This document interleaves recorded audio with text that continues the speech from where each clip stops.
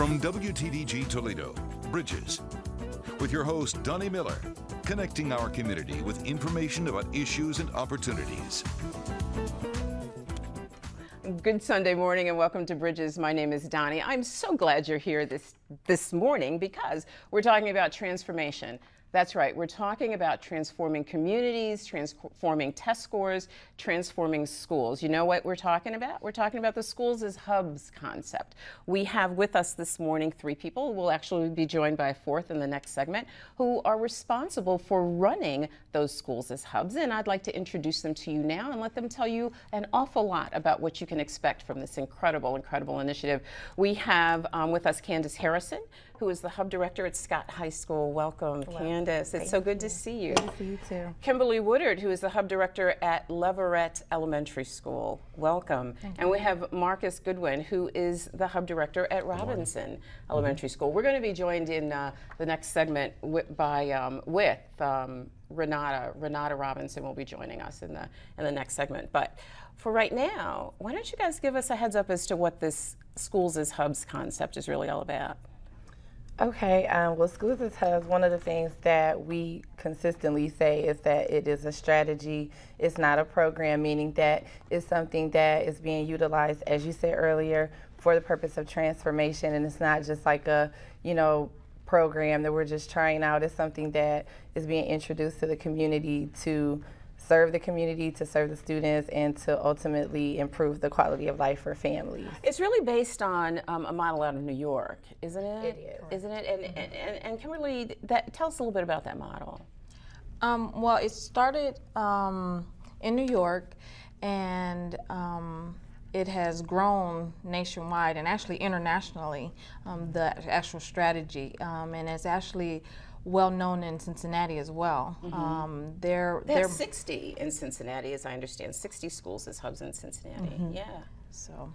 Yeah, it's great. It actually brings, as I understand it, services into the schools for the community. So the schools get to be a place that communities use all the time, other than just during school hours. Is that right, Marcus? Yeah. What the strategy consists of is a concerted effort to bring services to service not only the children and the families, but the community as a whole. And that's why the phase that we're in now is our needs assessment phase. And that's very critical because we have to really spend time to identify and listen to the ear and get the services that the community is requesting. And then being able to facilitate those services through the schools and in an integrated effort to where all programs and services are going to be geared towards one thing, and that's improving student achievement and performance. So is each of your communities, are you doing needs assessments in each of your communities? We are, and although the strategy as far as the implementation is very similar, all of our hubs will look very different, just simply because all of our neighborhoods have different needs. So while I'm serving, the Scott, because it's focused more so on neighborhoods versus the feeder. So we all have different areas that we focus on. So we are all in the process of talking to everybody in the community. I think collaboratively, we all probably, when it's all said and done, will have spoken directly with, I would say, everybody. Oh, yeah, hundreds of people directly. Hundreds. That's right. And if you haven't talked to them, you must not be that important because you're talking to everybody, right? Yes, we are, through focus groups, surveys, just community conversations, dropping in hair salons and just asking questions, whatever we can do to reach them. What do you hear, what are people saying mostly about their neighborhoods? I was at a United Way event that was actually at your school, at Scott, a week or so ago, where the community was brought into the event to talk about what they saw as being necessary to transform that neighborhood. That's a great neighborhood over there by Scott, too. It's a wonderful neighborhood. And as are all your neighborhoods. I happen to live in the Scott district, though. So they were talking about what they needed to see, what they thought was important to see to transform those neighborhoods. What are you guys hearing as being critical? Kim? Well, we're hearing safety. For the students to get back and forth to school, as well as even concern for the programming to be after the school on the weekends and what have you. So safety is one of the things that I'm hearing. Also, just even having more programs and services to where the students or the residents can come to utilize the services that are offered. And one of the things that I'm hearing is coordination of services, because there's several programs and services offered through some of the schools. With Robinson being a SIG school that's grant funded, there's an abundance of services there, but there's not really a coordination of those services. So they're not functioning in an integrated way. Everybody's kind of doing their own independent piece, but my job would be coordinating those services to get them all to work together towards certain outcomes. It seems to me that that will make this whole service delivery system so much more sensible and so much easier to access and so much more productive, I would think as well. What kinds of services are you looking at? Oh, we're looking at all different kinds. One of the things that we've heard in our community, people are really struggling to find jobs, be prepared for jobs, so being able to provide that.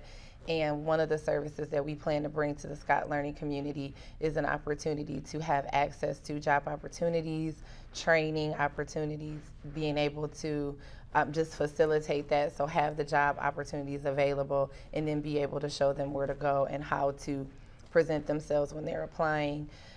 Safety is one of the things that we've heard as well, and we're trying to address that. Let's talk. Can we talk about that for a minute? When people are talking to you about safety, what are they talking about, Marcus? Yeah, not necessarily safety like within the schools, but just kind of in the neighborhoods and coming to and from school. Right. Yeah, all of you are in challenged neighborhoods. So let's just get that on the table. None of you are in places that look like suburbia. Right. So is there a fear from the community that they can't stay in those neighborhoods, that they'll be hurt in those neighborhoods? What are they talking about, and why would you all address that? I think kind of what I'm saying is not necessarily a fear, but it's more of a misunderstanding and where they feel kind of misrepresented. Yeah, that's interesting. A lot of them, they are safe in their communities, it's their communities, but I think that they feel as if the public perceives it to be something that they feel as it's not. And I think that's why it's important that we really talk to the individuals that live in those communities and that do all their activities in those communities, because you get a better perception of what it really is. That's a marvelous point, though, because so much of our own personal reality is driven by our perception of things, and there is a very strong perception that the neighborhoods that you all are working in are not safe to be in. Right. And that upsets a lot of the residents in those neighborhoods, because it's their neighborhood, and it is what it is, and it's been that way for a while. And it's nothing no different than any other community this size. And you know what happens too when you have that perception? There's a real economic impact on that community, because vendors don't want to come in because of the perception that it's not safe, and that perception, although sometimes not based in fact at all, has a negative impact on the community. That's really unfortunate. So how would you guys go about fixing that or changing that?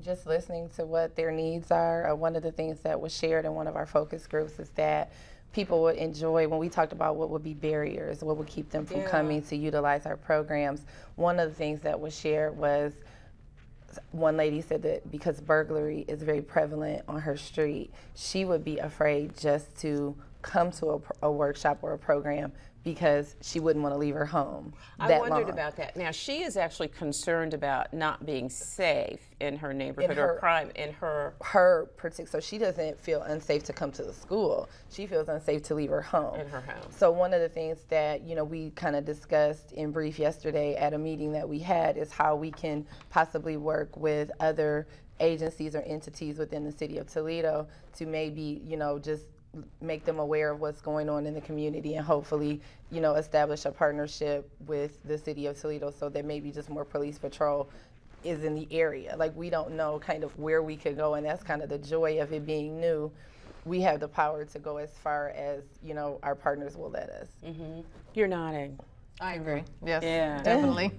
Definitely. Because we definitely, as safety goes, would need a partner, to help us, but we are kind of the liaison from the community to the proper entities that need to hear what the community is saying they need.